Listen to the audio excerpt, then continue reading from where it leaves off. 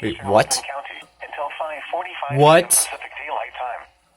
At 5:15 p.m. Pacific Daylight Time, thunderstorm outflow winds causing blowing dust was reported near Colfax. The thunderstorms were Dust storm warning, huh? 25 miles per hour.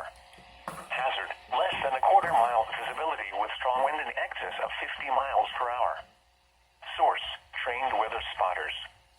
Impact, dangerous life-threatening travel. This includes travel on Highway 195 from Colfax to Rosalia, State Route 272 Colfax to Palouse, State Route 23 Steptoe to St. John. Locations impacted include Colfax, Palouse, Garfield, Rosalia, St. John, O'Keefedale, Malden, Thornton, Pine City, and Steptoe. Dust storms led to dangerous driving conditions with visibility reduced to near zero. If driving, avoid dust storms if possible. If caught in one, pull off the road, turn off your lights, and keep your foot off the brake. Repeating, a dust storm warning has been issued until 5:45 p.m. Pacific Daylight Time for the following county: Whitman, Washington.